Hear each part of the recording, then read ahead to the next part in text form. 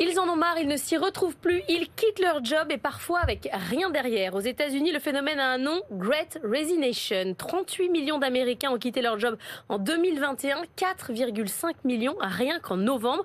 On est avec Arnaud Cartier. Bonjour, vous êtes directeur général de Randstad Rise Smart. C'est le cabinet de conseil du groupe Randstad. Est-ce que ça nous pend au nez en France de voir comme ça une vague de démissions? Bonjour Laure, une vague, je suis pas sûr. On va parler de vaguelettes pour l'instant. C'est pas les mêmes proportions, 38 millions, même ramenés aux proportions de la France. Nombreux, hein. Oui, on vivra pas ça, une chose quand même à considérer déjà avant de regarder ça, c'est d'où on part. Il y a un taux d'emploi en France qui est plus faible que ce qu'ont connu les États-Unis avant. Donc forcément, nous aujourd'hui, on peut reposer la question autrement. Est-ce que la grande démission, elle n'a pas déjà eu lieu depuis 10 ans ? Avec un nombre de personnes qui sont en dehors de l'emploi, pour plein de raisons. Donc on ne part pas du même niveau, on part d'un taux d'emploi qui est plus faible, on ne connaîtra pas des grandes démissions comme ça. On n'a pas la même culture non plus en France, cette culture du risque, de changer de boulot avec plus de facilité, ça n'a rien à voir. Ça n'a rien à voir. C'est plus dangereux aux États-Unis. C'est plus dangereux aux États-Unis. On est plus habitué. On perd sa couverture sociale. Mais voilà, aux États-Unis, on déménage, on retrouve un job facilement. En France, on tient aux acquis, mais du coup, nous, on ne voit pas une grande vague, on voit une vaguelette. Elle est vraie, cette vaguelette, elle est vraie. Les ruptures conventionnelles individuelles plus protectrices que les démissions augmentent. Les démissions augmentent. Les démissions, c'est 1,8 million de personnes par an. Les ruptures conventionnelles individuelles, c'est 450 000. C'est des grands volumes quand même. Et tous les mois, c'est la population d'Évreux qui fait une rupture conventionnelle individuelle. C'est quand même des ordres de grandeur importants.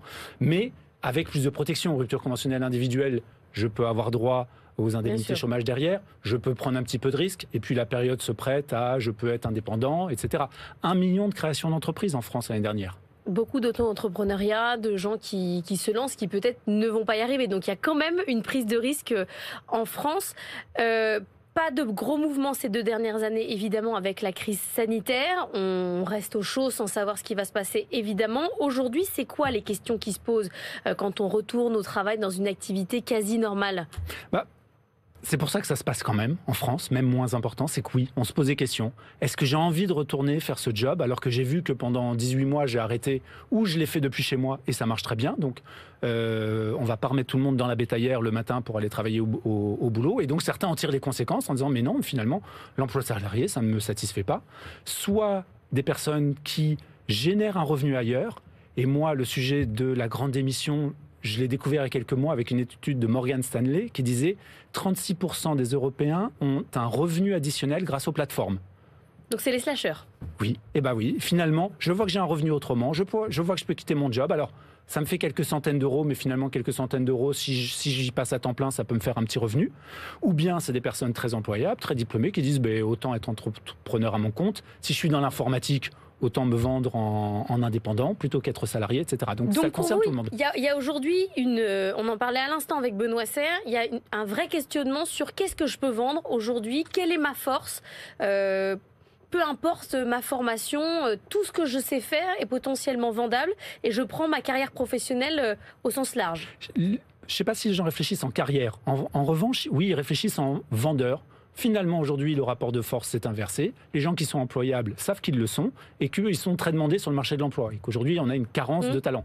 Et donc, du coup, autant avoir le statut qui me convient le mieux, soit pour des questions de rémunération, soit pour des questions de liberté, d'organisation du travail, de quête de sens. Et donc, là, les employeurs doivent se poser toutes ces questions-là.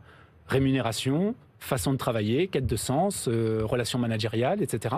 Parce que effectivement aujourd'hui c'est facile de se dire je prends ce risque-là, mais attention, c'est les gens les plus employables, les gens peut-être qui apportent le plus de valeur ajoutée, et donc qu'est-ce qu'on fait de tous les moyens et de tous ceux qui n'ont pas quelque chose à vendre de spécifique? Alors tant mieux, le marché de l'emploi est porteur, donc pour cela la protection du statut de salarié demeure.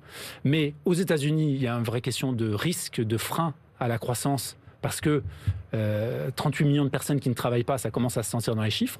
Et en France aussi, des entreprises refusent des marchés, des restaurants n'ouvrent plus le soir, etc. Parce qu'il n'y a personne. Donc ça joue encore à la marge, mais ça peut jouer. Dans le mouvement Great Resignation aux États-Unis, on voit notamment sur les réseaux sociaux et sur TikTok le hashtag I quit my job, avec des gens qui dansent en disant je quitte ce carcan horrible, enfin c'est terminé.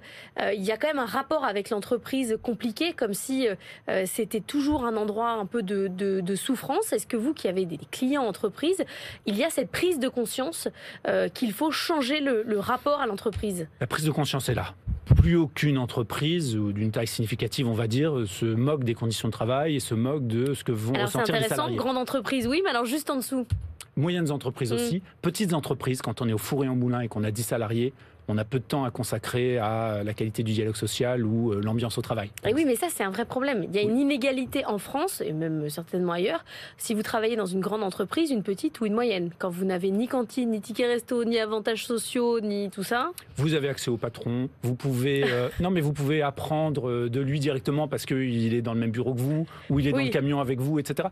Petite entreprise, grande entreprise, l'important c'est d'avoir du travail, de développer son employabilité. Mais cette question du sens, pour vous, elle est intégrée. Aujourd'hui... Elle se pose davantage dans les grandes entreprises, qui d'ailleurs y travaillent davantage. La petite entreprise se pose moins de questions de sens parce que ce qu'on fait, on le voit directement. On n'a pas 50 échelons hiérarchiques et qu'entre le matin et le soir, on peut voir ce qu'on a fait dans la journée. Donc la question de sens se pose peut-être, je n'ai pas d'études, mais peut-être moins dans les petites entreprises que dans les grandes.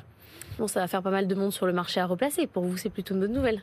Alors, à reclasser, non, parce que les gens ne cherchent pas. En revanche, nous, ce qu'on voit, nous, Randstad, RiseSmart, une de nos activités, c'est le reclassement de collaborateurs. Et là, effectivement, on voit que beaucoup ne favorisent pas forcément l'emploi salarié, mais la création d'entreprises ou la formation, en se disant « je vais me reconvertir ». On a aussi une étude Randstad mondiale, Work Monitor, qui montre que plus de 50% des salariés sont sensibles à des critères autres que le salaire ou les conditions vraiment du contrat de travail quand il s'agit de choisir un employeur.